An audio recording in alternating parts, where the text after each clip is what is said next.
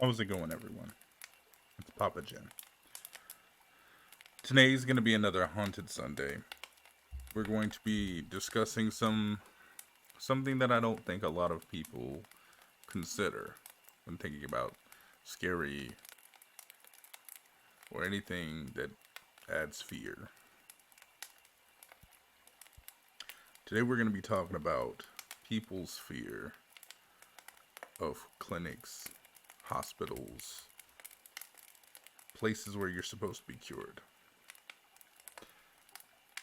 The reason I wanted to bring this up today is because I don't think, in the grand scheme of creepy crawlies and ghosts and goblins, that we often bring up things that are much more tangible. Fears that seem unreasonable. Most people would think you're a little silly for being afraid to go to the doctor. Most people would think that you're a little bit silly to want to be cured when you feel sick. But I think that those people don't consider just how realistic it is for you to go in to be healed and become traumatized after the fact. One of the things that came to mind for me when I was thinking about this was accidental awareness. If you never heard of accidental awareness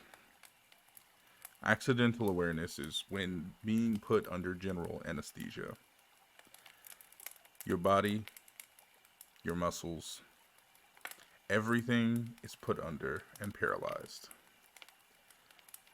But unfortunately, the anesthesia is not successful.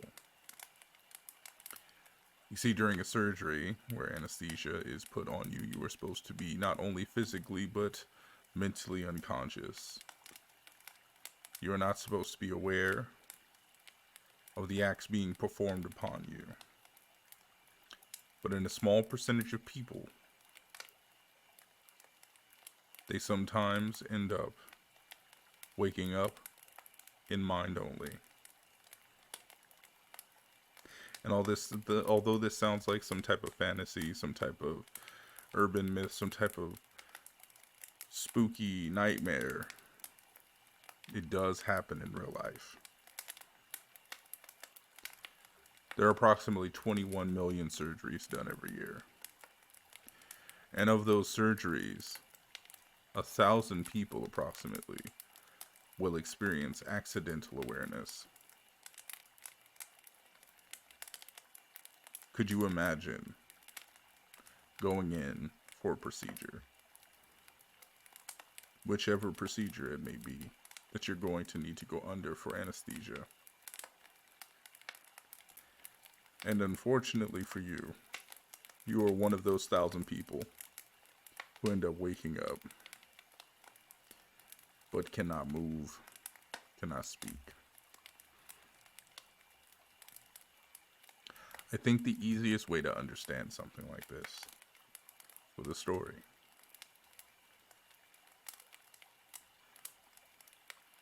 Imagine you're on a donor list.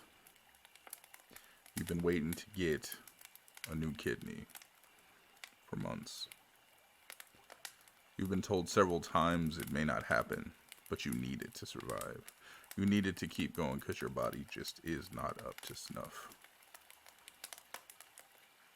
You get the good news. Not only do they have a donor match for you, but you've been bumped on a list. You're at the top. You're the next person who's going to get that organ. The doctor congratulates you. Your family hugs you. Everyone is excited. This is the moment you've been waiting for. The day comes round. It's time for your surgery. Everything is going just like you thought. Although no one dreams of surgery, you were still excited. You were still amped to know that you were going to go on another day. They wheel you into the room. They tell you everything's going to be okay. They put the mask on your face. They tell you to breathe in deep. They let you know that you're going to wake up a brand new person.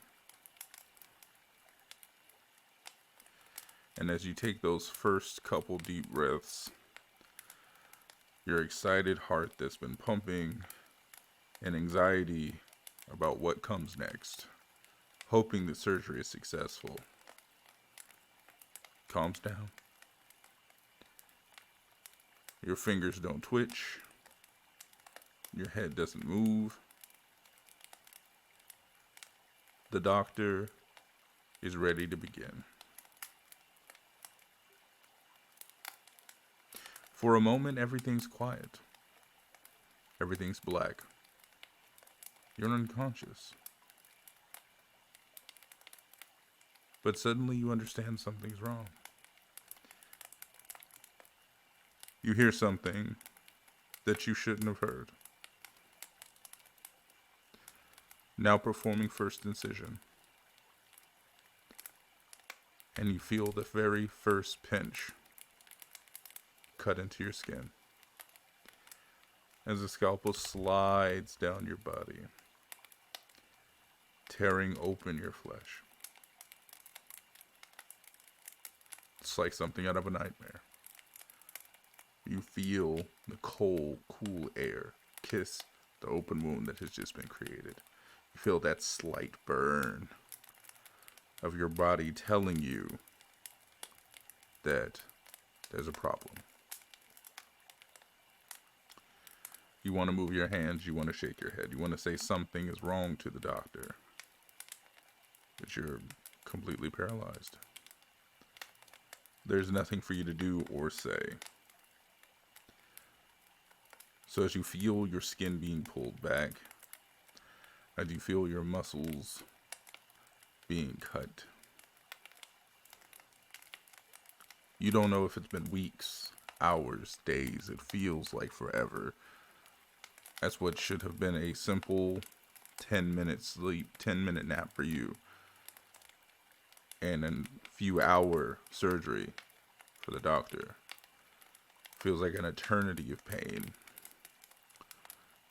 You can't even grip the sides of the bed. You can't do anything to try to subside your pain. There's nowhere to escape. There's nowhere to think. There's no happy place here. It's just cuts and tears and the whispers of the doctors explaining where they're going next, so you get in graphic detail exactly where they're tearing into you. And the pain doesn't stop when the cutting does, because next they have to put in the new organ and close you up. So while that doctor is using his precise skills that he gained in medical school and all those skills that he learned practicing on cadavers to move slowly, patiently, you're taking the brunt of that pain.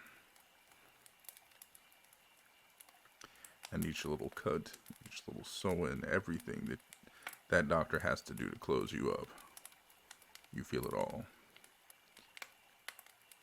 Worse still, after all that suffering, after all that pain, after all that trauma, the bleeding, the highs and the lows, you have to wake up to the smiling face of a doctor who tells you the surgery was successful. That is why people are afraid to go to doctors. Yes, it's obvious that people would want to be cured, healed, taken care of. It's easy to believe that someone has nonsense on the mind when they believe that going to a doctor, going to a healer, is frightening. But then the question becomes, what could go wrong? The sad fact of the matter is, accidental awareness is just one of many different things that can go wrong. Did you know that doctors sometimes leave instruments inside of people after they will do a surgery, and some people will have left some type of tool, some type of instrument inside the body? Doctors misdiagnose all the time. Something that was preventable becomes your death. Once again, it is easy to scoff at the idea of going to a hospital, going to a doctor, going to a healthcare professional, if you will. But even professionals make mistakes. And I believe the worst thing is that in most of those cases, you cannot control the outcome, nor can you explain the pain, or even know why it happened. Imagine waking up one day and feeling sick to your stomach, not understanding why. Then the doctor's x-ray comes back and you have a scalpel still in your body. Imagine trying to explain your post-traumatic stress because you were awake for 3, 4, 5 hour surgery, but you couldn't move or speak. Imagine your family trying to explain that you died because a doctor misdiagnosed you. Fear comes in many shapes, sizes, many different ways. So maybe next time, before you scoff at someone who's afraid to go to the doctor, you be a little understanding. Hey everyone, thank you for sticking around till the end of the video. It's been Papa Djinn. Don't forget to drop a like and a subscribe if you did enjoy the content you've seen. And if you want to see more live, don't forget to drop down to the Twitch channel in the description box. Thank you everyone. Love you. Peace.